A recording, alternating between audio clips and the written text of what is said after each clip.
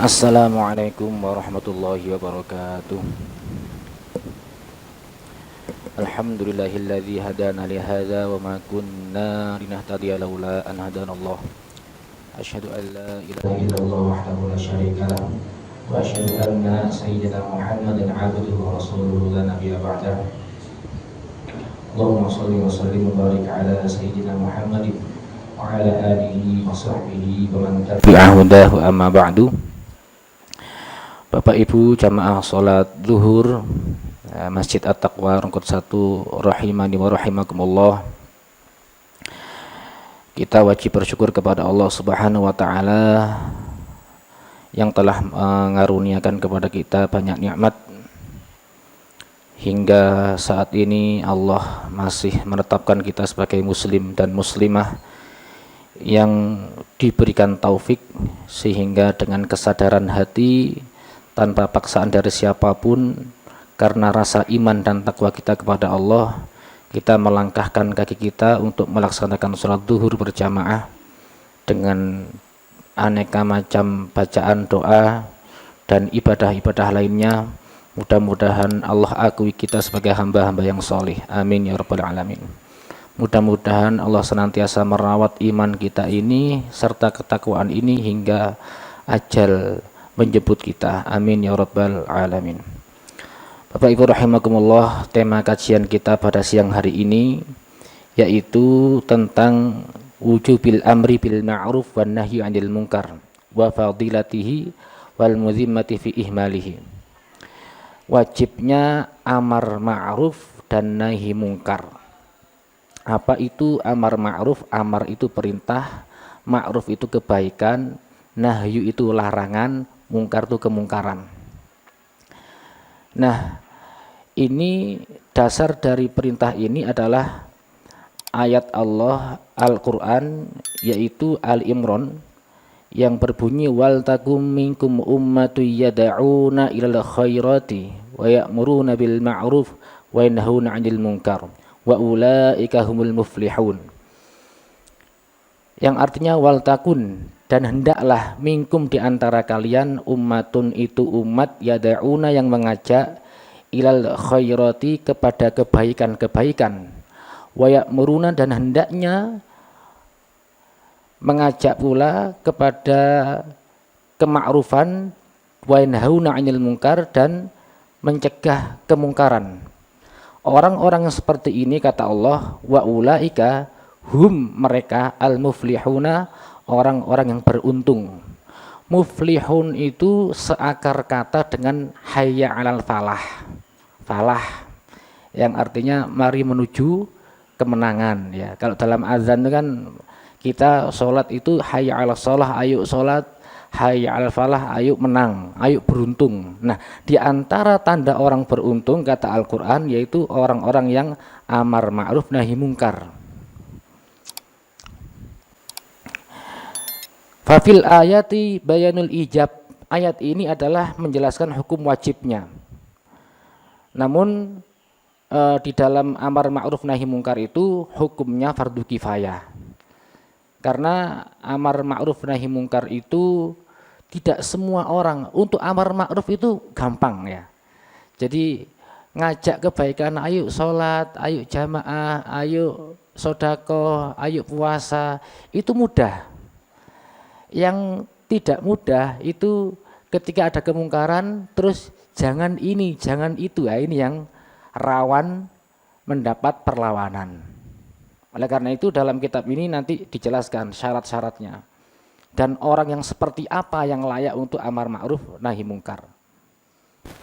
Nah, ini sangat penting Bapak Ibu. Kenapa? Karena dalam ayat yang lain, Al-Anfal ya, ada yang berbunyi wattaqu fitnatal la tusibannal ladzina zalamu minkum khassah. Takutlah kalian terhadap fitnah atau ujian atau apapun, musibah juga bisa. Takutlah kalian terhadap fitnah yang tidak hanya menimpa orang-orang zalim saja di antara kamu. Jadi ada misalnya gambarannya sekelompok masyarakat, kemudian ada yang melakukan kemungkaran. Nah, kemungkaran yang terjadi tidak dicegah, sehingga masyarakat yang seperti ini ketika mendiamkan kemungkaran, maka hati-hati akan ada musibah yang tidak hanya menimpa khusus orang-orang yang zalim saja, yang soleh kena juga. Ibaratnya seperti semut yang menghampiri kita, kemudian gigit. Yang gigit itu semut itu, tapi yang kena imbasnya semut yang lain di sarangnya. Ketika kita 1, 2, 3 semut gigit kita, kemudian kita kepanasan, biasanya orang itu akan menghampiri sarangnya untuk membasmi semuanya. Betul nggih? Ya seperti itu. Padahal sing salah sing nyokot, sing liyane menang turu-turuan. Ya. Nah, kemungkinan terjadinya musibah itu di antara penyebabnya adalah seperti itu. Ketika ada kemungkaran didiamkan, maka yang soleh-soleh, yang sergap, yang ibadah, tapi diam tidak nahi mungkar, bisa kena. Nah, banyak sekali ayat-ayat di kitab ini yang menjelaskan kewajiban nahi mungkar. Nah, pertama, asyurutu allati biha yatahaqqaqu at-tasaddaq lil inkar. Syarat dibolehkannya nahi mungkar. Kita bahas nahi mungkar karena ini yang rawan mendapat perlawanan. Al-awwalu, yang pertama, syarat dibolehkannya nahi mungkar. Kaunuhu mungkaron, adanya kemungkaran. Apa itu kemungkaran?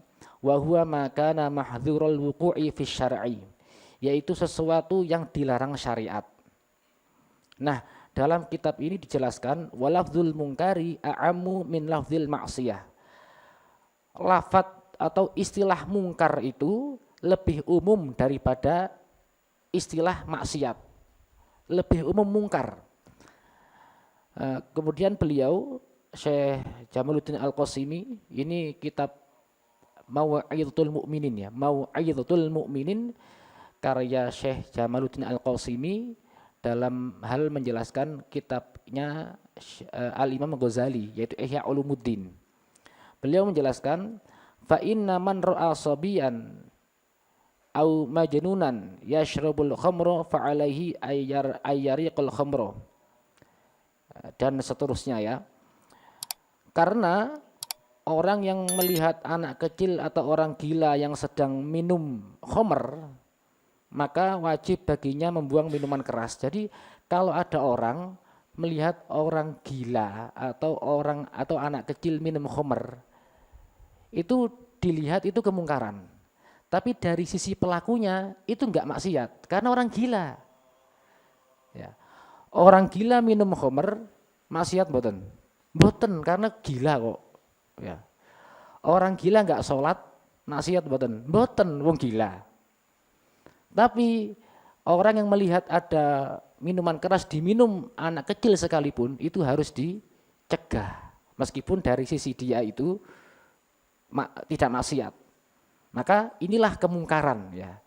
Jadi bisa dilihat. Wa kadza in ra'a majnunan yazni bi majnunah. Begitu pula jika melihat orang gila berzina dengan wanita gila misalnya. Dari sisi pelakunya enggak maksiat wong gila. Nah, namun itu juga harus dicegah. Nah, wala yakhtassu al-munkaru bil kabair. Kemungkaran itu tidak tertentu pada dosa-dosa besar. Bahkan beliau mengatakan bal kashful aurah. Bal kashful aurah bahkan buka aurat ya. Fil hamam ya, di tempat pemandian atau wal khalwah atau di persepen, di sepi-sepian dengan wanita yang bukan mahram, itu juga kemungkaran yang wajib dihentikan. Orang pacaran kelihatan ya di depan kita, itu wajib juga dinahi mungkar. Nah, pertama yaitu kemungkarannya jelas melawan syariat. Yang kedua, ayyakuna al-munkaru zahiran bi ghairi tajassus. Kita itu boleh nahi mungkar kalau kemungkaran itu tampak jelas tanpa dilakukan mata-mata. Jadi kemungkaran itu jelas di depan, terang-terangan, tanpa kita harus mencari-cari pelakunya, karena sudah tampak di depan kita. Nah, kemudian di sini dijelaskan fakullu man satara maksiatan fi darihi wa aghlaqa babahu la yajuzu ad-dukhul. Apabila ada orang yang menyembunyikan maksiat di dalam rumahnya dan dia mengunci pintunya, maka tidak boleh seseorang itu masuk tanpa izin. Ada orang maksiat di dalam rumah dikunci pintunya, nggak boleh orang itu nahi mungkar tiba-tiba masuk kemudian nahi mungkar, itu tidak boleh, karena dia nggak terang-terangan. Siapa Pak, siapa Bu yang nggak pernah dosa? Pasti kita semua ya. Orang bermaksiat dengan sembunyi itu mending daripada terang-terangan yang kemarin khutbah mujahir ya. Nah, maka di dalam kitab ini la yajuzu ad-dukhul, tidak boleh masuk bi ghairi idnihi, tanpa izin. Nah, nanti ada pertanyaan, sak dolenge sampean takon ya. Terus intel gimana? Polisi kan misalnya langsung masuk, langsung dobrak gimana? Nah, jadi boleh nahi mungkar ya. Boleh nahi mungkar untuk memasuki rumahnya orang itu dengan syarat ada ghalabatud dzon, ada prasangka besar yang meyakini kalau ini tidak dicegah dengan mendobrak pintunya, maka akan ada kemaksiatan yang lebih besar. Misalnya ada transaksi narkoba atau meracik bom teroris. Ada dugaan besar kalau enggak didobrak maka akan timbul kemafsadahan yang lebih besar. Itu boleh. Namun secara kaidah kita mencari-cari kesalahan orang untuk kemudian kita nasihati, tapi dicari-cari dulu ya, dimata-matai, itu tidak boleh. Maka yang boleh dinahi mungkar yang tampak jelas di depan mata. Nah, di sini dijelaskan wala tajassasu, tidak boleh kalian itu saling memata-matai. Wa kadza law ru'ya fasikun wa tahta zailihi syai'un, seperti pula misalnya ada orang fasik bawa sesuatu di balik bajunya, maka enggak boleh. Itu apa? Enggak boleh. Mencari-cari ya. Kemudian yang ketiga, jadi dua syarat kemungkaran tadi, yang ketiga ayyakuna kaunuhu mungkaron ma'luman bi ghairi ijtihadin. Kemungkaran tersebut sudah diketahui oleh banyak orang tanpa ijtihad. Nah, contoh ya,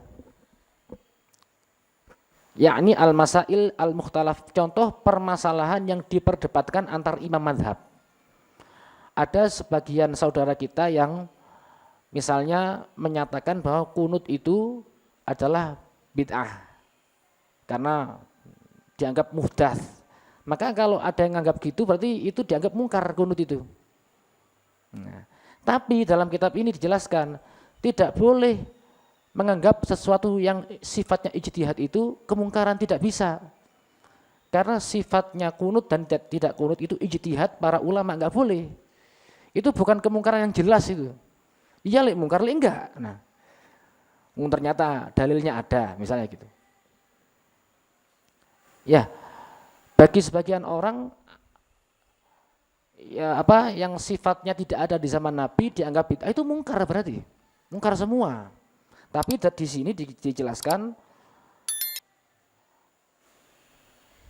falaisa lil hanafi ayyunkira 'ala syafi'i.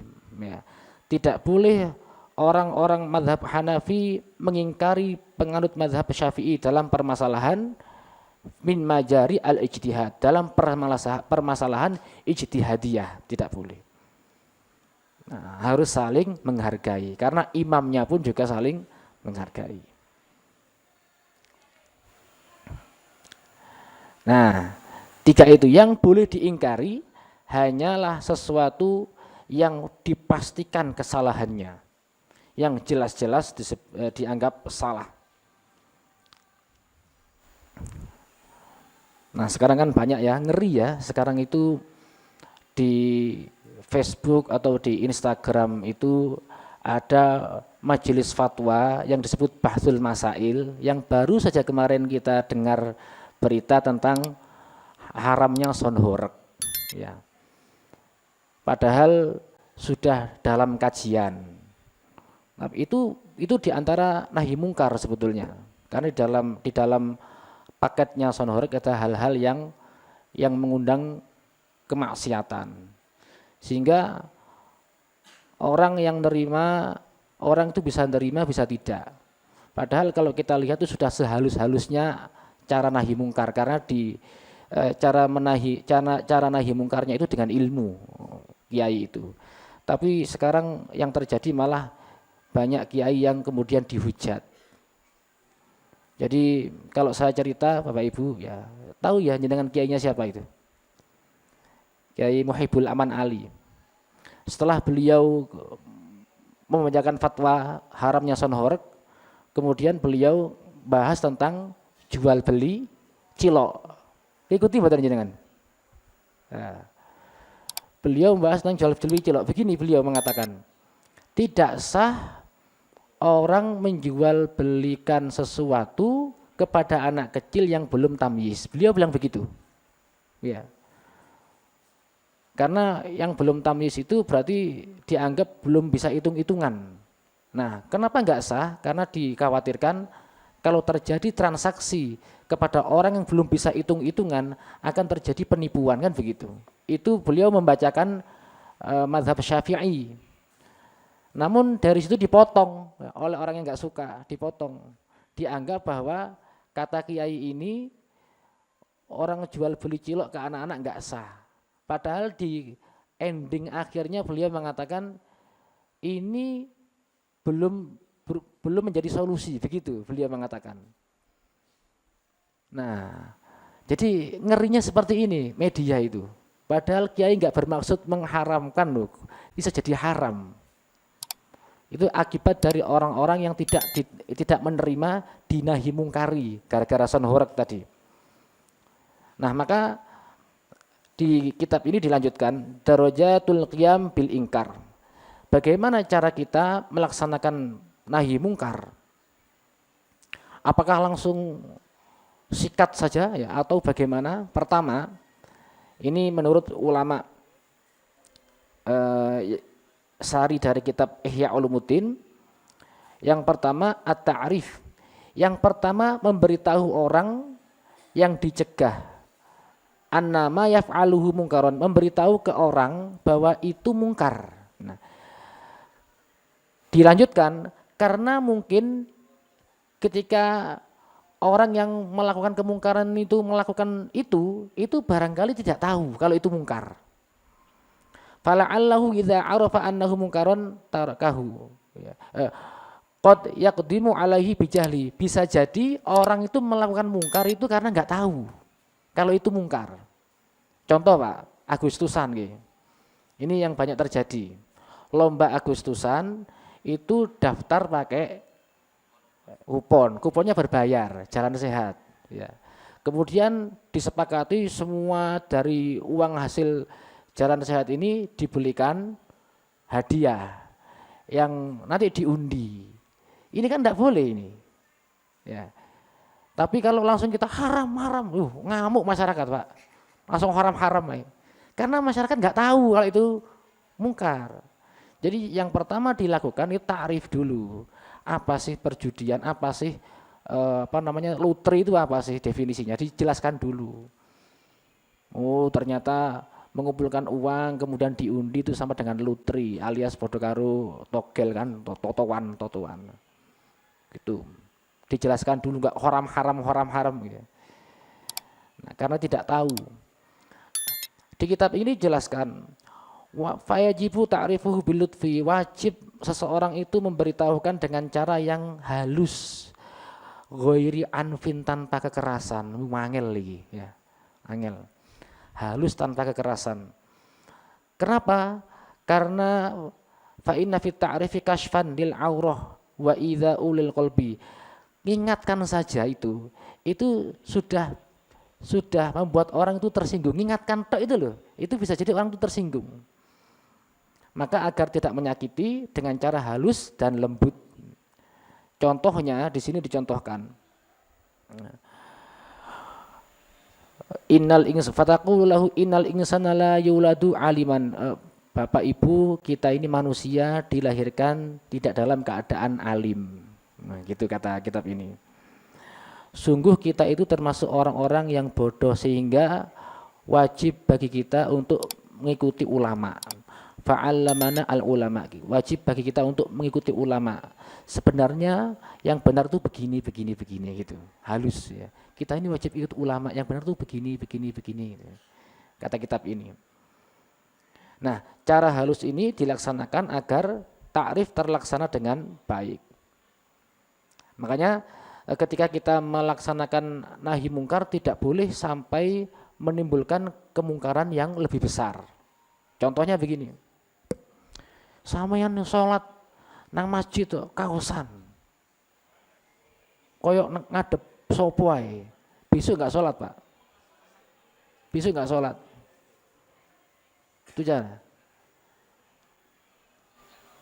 Itu nahi mungkar tapi menimbulkan kemungkaran yang lebih besar karena sing dinasehati enggak terima akhirnya tambah enggak sholat.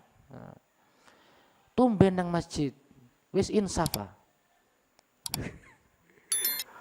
Tumben itu gojlok loh itu ya.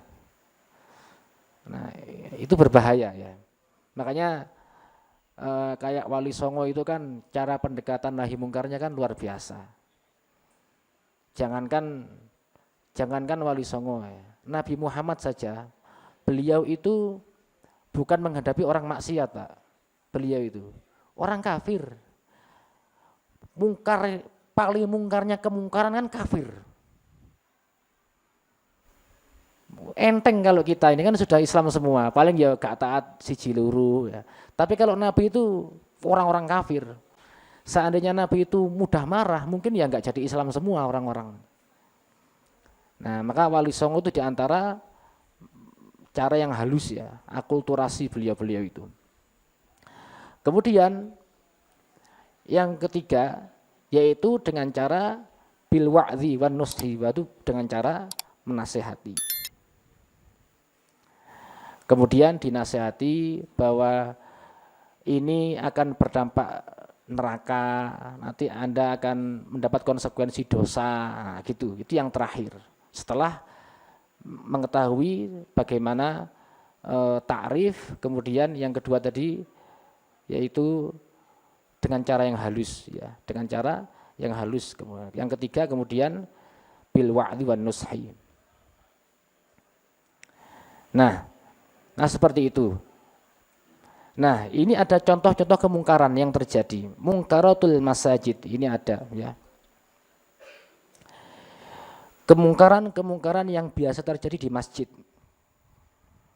I'lam annal mungkarati yang qasimu ila makruhah. Ketahuilah bahwa kemungkaran itu terbagi pada kemungkaran yang sifatnya makruh, ada pula kemungkaran yang sifatnya haram. Nah, di sini dijelaskan famimma yushahadu katsiran fil masajid isa'atus sholati bitarkit tuma'ninah.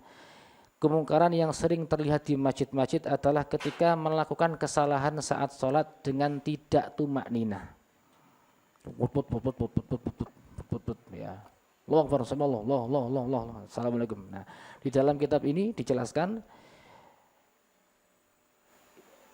bitarkit tuma'ninah fir ruku' was sujud wa huwa mungkarun mubtilun lis sholati. Itu adalah kemungkaran yang ada dalam sholat. Maka yang seperti itu harus diingatkan.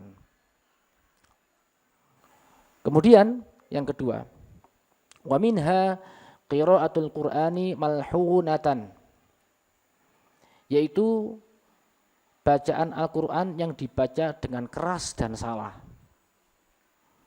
Maka di sini dikatakan wajib bagi orang yang mendengar itu membenarkan. Nah, jadi yang dibenarkan jangan tersinggung, ya, karena dibaca dengan keras tapi salah.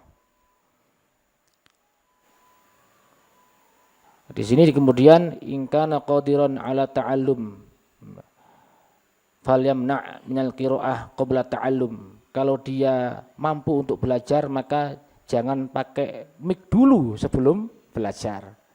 Di sini ya. Ini kitab zamane gurung ono mic iki. Maksudnya di situ begini ya. Kalau kuasa untuk belajar maka jangan dibaca keras dulu sebelum belajar. Wa minha tarasulul muadzinina fil adzan wa tatwilihim bimaddi kalimatihi. Di antaranya lagi ada azan yang terlalu berlebihan yang dilakukan para muadzin dengan cara sangat panjang matnya, panjang sekali. Wah, mari-mari ya. Itu ya. Dalam kitab Haqqut Tilawah itu ada panjangnya matnya hayya 'alas shalah, kemudian la ilaha illallah itu 14 harokat paling panjang. Nah, ini disebut kemungkaran yang makruh saja, enggak disukai. Kemudian ada lagi wa minha kalamul qussasi wal bu'adhi alladzina yamzahuna, yaitu perkataannya para dai penceramah yang di dalamnya isinya guyon, kemudian dusta, kemudian khurafat, karangan dongeng aneh-aneh. Itu juga kemungkaran yang terjadi di masjid. Fayajibul ingkaru alaihim, maka wajib diingkari. Misalnya guyon, cekakaan ya, kemudian isinya itu khurafat, takayul, itu harus diingkari. Kenceng ya Al-Ghazali ini ya, berarti beliau itu. Jadi kitab ini kan kitabnya kitabnya pesantren ya. Jadi kenceng. Jadi kalau pengen guyon ya enggak di masjid, di luar masjid. Tapi itu pun kalau isinya dusta ya tidak boleh. Nah, baik itulah ya di antara kemungkaran-kemungkaran yang biasa terjadi di masjid. Pada akhirnya kesimpulannya adalah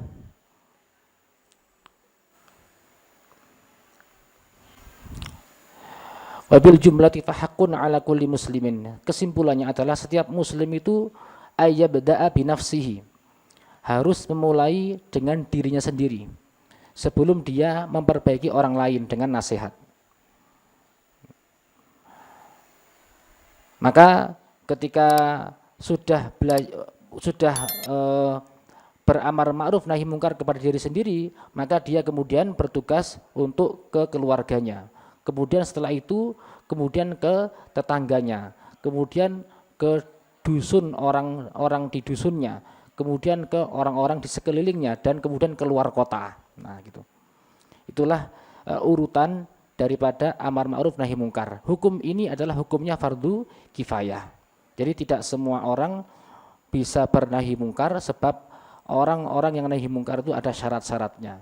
Orangnya harus tahu, kemudian dia harus solutif, kemudian dia harus dengan cara yang halus, dan ini tidak semua orang bisa, karena orang itu ada yang bawaannya tidak sabar ya, frontal dan lain sebagainya.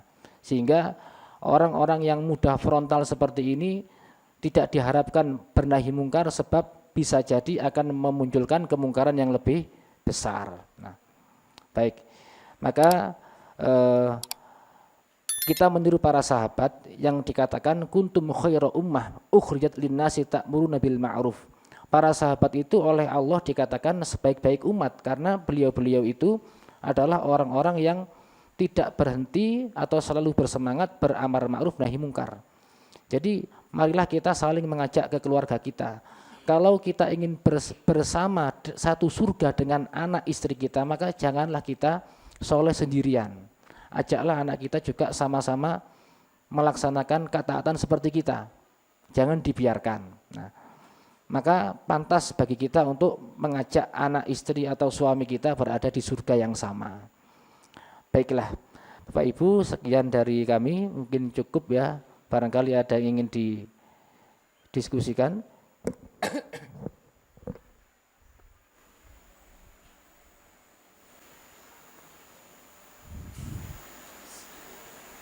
Wah, Tidak ada? Assalamualaikum Ustaz. Wassalamualaikum warahmatullahi wabarakatuh. Topiknya menarik untuk ini bahas lebih lanjut, Mas. Terkait ini Pak Ustadz, kupon undian. Oh, kupon. Jadi kita gimana ya menyikapinya karena kehidupan sosial kita di masyarakat Ya. juga ya. Jadi ada beberapa peraturan di Solusi. iya Ya. peraturannya itu mewajibkan soalnya di beberapa. Solusinya gampang. Langsung saya jawab Pak ya. Ya. Jadi tadi kalau metodenya, konsepnya kayak tadi, nggak boleh emang. Semuanya wajib bayar, kemudian uang dikumpulkan, kemudian dilutre. Apa bedanya dengan togel? Sama kan? Nah, caranya harus ada muhalilnya. Harus ada yang bisa jadi halal. Jadi ada 1 atau 2 orang yang gratis. Yang gratis, nggak bayar. Jadi semuanya kan bayar. Terus dibuat beli kulkas misalnya. Tapi ada 1 gratis yang 1 atau 2 orang yang gratis. Jadi, berarti peluang ini itu berarti pada kulkas ini itu ada orang yang nggak bayar, sehingga dia menghalalkan semua akhirnya. Tapi kalau semuanya bayar itu sama dengan lotre, undian, nggak boleh. Mirip togel, nggak boleh. Ya. Jadi harus ada yang 1 atau 2 orang gratis, Pak. Kayak kupon gratis, sudah halal semua sudah itu. Gampang kan? Kangen jadi. Ngono tok wis gampang. Ngerti fikih ngono tok sini. Kita ini enggak sulit kok kalau ngerti fikih, enggak ribet. Tadi kalau jenengan enggak tanya kayak gini paling angel rek. Terus yo opo? Gawe tuku hadiah gitu kan. Ternyata gratis wong sitok wis beres, Man. Selesai sudah. Berarti kan enggak semuanya bertaruh kan karena ada yang gratis. Yang gratis pun berpeluang dapat hadiah. Kalau yang bayar semua yang berpeluang itu taruhan namanya. Wong lutre, kan mengadu nasib itu. Lutre kok sing ini menang enggak gitu. Udah beres. Ketua panitia gratis.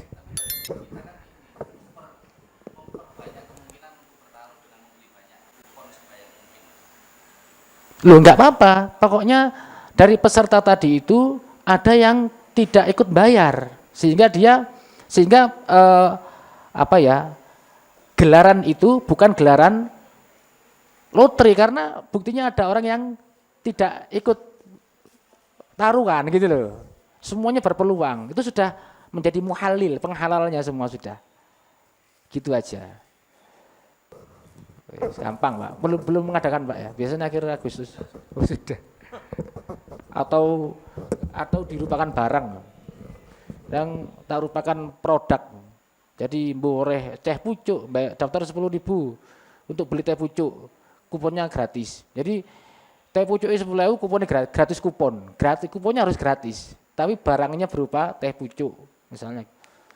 Misal daftar 5.000 jalan sehat dapat teh pucuk, kuponnya gratis, bilang kuponnya gratis. Tapi kalau kuponnya berbayar, nah ini. Gitu. Memang tidak bisa dipungkiri kita mengadakan acara seperti itu kan memang butuh biaya akomodasi untuk apa-apa kan ya, termasuk hadiah. Tapi dengan menggratiskan 1 orang sudah menjadi halal. Gimana Pak? Waalaikumsalam warahmatullahi wabarakatuh. Assalamualaikum warahmatullahi. Melanjutkan pertanyaannya. Tadi Mas Agung itu kan tadi menghalalkannya begitu. Cuman ini yang sudah kejadian ya kalau misalkan kita gitu dari para pengurus lingkungan gitu kan mewajibkan semua kepala keluarga menyetorkan uang, ibaratnya misalkan ada 500 KK berarti kan 500 kali 100 ribuan gitu untuk acara 1 bulan penuh di Agustus itu. Terus kemudian di dalamnya itu ada yang tadi misalkan jalan sehat yang ada kuponnya. Tapi kuponnya itu setiap kakak cuman kita kasih semuanya, semua yang membayar itu semua kita kasih flat sama, misalkan 10 kupon semua. Tapi itu tidak disebutkan bahwasannya sekian per kupon berapa, itu tidak. Tapi 100.000 itu untuk semua rangkaian acara. Jadi panitia yang akan menentukan nanti untuk sekian ini digunakan untuk beli kupon, sekian untuk beli hadiah, sekian untuk acara pembelian bla bla bla lain sebagainya, support acara segala macam kayak gitu. Jadi siapapun yang ada semua warga di tempat itu memiliki hak yang sama dan kesempatan yang sama gitu, tidak ada lebih. Kalau tadi kan ada banyak-banyakan beli kupon, ini kan nggak ada. Menurut Ustadz kayak yang seperti itu gimana? Jadi intinya begini Pak, dengan cara apapun ya, yang namanya mengadu nasib dengan cara mengeluarkan sesuatu, nanti ada menang dan kalah, itu tidak boleh. Jadi ngambil amannya tetap seperti tadi. Jadi ada satu saja, apa berat ya, satu aja kan kita ini kan bisa saklek begitu kan karena kita belum kasih sosialisasi itu. Wong solusinya ya gampang. Wong situ tok gambar mesti gak oleh. Ini karena belum sosialisasi, belum disosialisasikan ke teman-teman penyelenggara. Insya Allah nggak keberatan, dan itu lebih aman. Kalau untuk akomodasi, jadi uang pendaftaran itu nggak semua buat hadiah, tapi dibuat ya kegiatan semuanya. Nah, tapi di dalamnya kan ada taruhan tetap, undian. Undiannya kan dari uang, ya. Maka solusinya kita ngomong kalau kuponnya gratis gitu aja. Kuponnya gratis, jadi nggak usah diakati kuponnya. Kuponnya nggak berbayar. Ini buat akomodasi aja. Kuponnya nggak berbayar sudah, gratis kuponnya. Jadi harus ada akad.